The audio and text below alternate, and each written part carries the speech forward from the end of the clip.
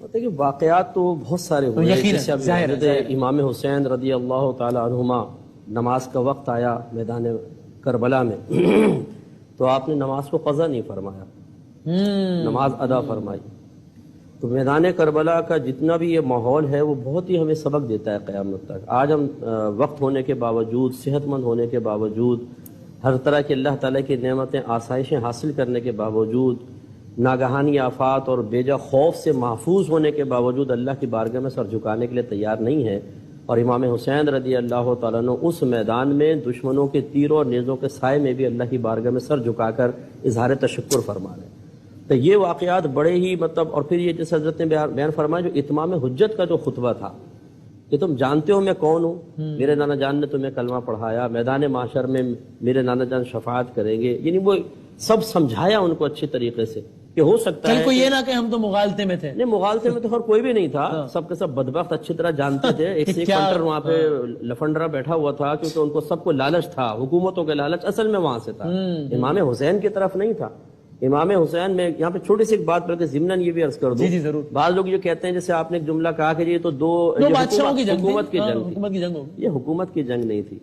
کیا نبی کریم صلی اللہ علیہ وسلم نے بچپن میں امام حسین رضی اللہ تعالی عنہما کی شہادت کی خبر نہیں دی تھی؟ پیدائش کے کچھ لمحات بعد ہی جب گود میں لیا کہہ دیا۔ اس کا مطلب یہ ہوا جب شہادت کی خبر دی ہے نبی کریم خبر دے رہے ہیں، یہ بالکل حق ہے، سند ہو گئی نا پھر تو بات۔ اور اس کا مطلب یہ ہوا کہ یہ ازلی اللہ تبارک و تعالیٰ کا فیصلہ ہے کہ امام حسین وہاں پر جا کر شہید ہوں گے۔ اس کا مطلب ہے کہ امام حسین بچپن سے جب سنتے جوانی تک پہنچے ہیں، وہ بشارت تو ان تک پہنچی ہوئی ہے نا، نبی کریم نے شہادت کی، آپ کو بشارت دی ہے کہ آپ شہید ہوں گے۔ اس کا مطلب مجھے معلوم ہے کہ فیصلہ خداوندی یہ ہے کہ مجھے اس میدان میں جا کر شہید ہونا ہے۔ یہ کیسے ہو سکتا ہے کہ امام حسین اپنے نانا جان کی زبان اقدس سے نکلنے والے الفاظ کو اپنے کانوں میں سماعت فرمائیں، ذہن میں محفوظ رکھیں، اور پھر یہ کہیں جی میں مشیت الہی کے مطابق وہاں نہیں جاتا، میں کسی اور رستے پہ نکل جاتا ہوں، سرنڈر ہو جاتا ہوں؟ نہیں، وہ تو اس فیصلہ خداوندی کو پورا کرنے کے لیے وہاں تشریف لے گئے ہیں۔ لیکن جو اتمام حجت آپ نے فرمایا وہ یہی کہ ہو سکتا ہے کہ میرے الفاظ سننے کے بعد، جیسے ہور تشریف لے آئے تھے، صحیح، ان کے دل پہ اثر ہوا، اللہ تبارک و تعالیٰ نے ہدایت دی، قیامت تک کے لیے وہ اس طرف آ کر نیک بختوں میں شامل ہو گئے، تو اس لیے آپ نے وہ خطبہ دیا۔ لیکن آپ یہ دیکھیں کہ ان تمام الفاظ کو سننے کے باوجود، خدا یہ قسم ہم تو یہ واقعہ سنتے ہیں نا تو آنسو ضبط کرنا مشکل ہو جاتا ہے۔ صحیح بات یہ ہے، اس کا مطلب امام حسین حق پر تھے، یہ تو ہو ہی نہیں سکتا کہ امام حسین ناحق وہاں تشریف لے جائیں۔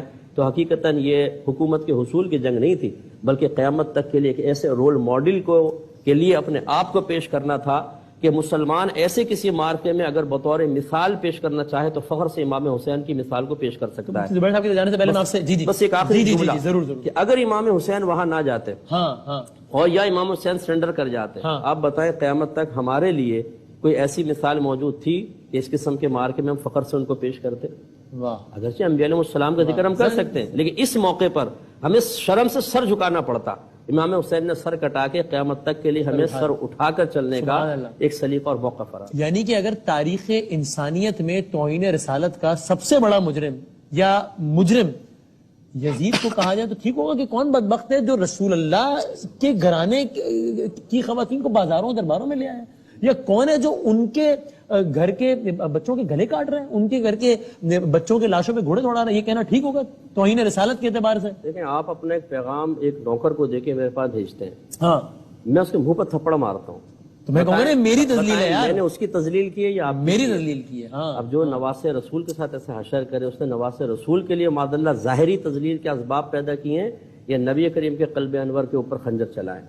یہ بدبخت تو سرکار صلی اللہ علیہ وسلم ایک دفعہ امام حسین کو اپنے سینے پہ رکھ کے سو رہے تھے منہ، اور سرکار بیٹھے ہیں تو ہاتھ میں کچھ مٹی ہے، تو پوچھا گیا، اور غم کے آثار نمایاں تھے، تو پوچھا گیا رسول اللہ آپ ایسے غمگین کیوں ہیں؟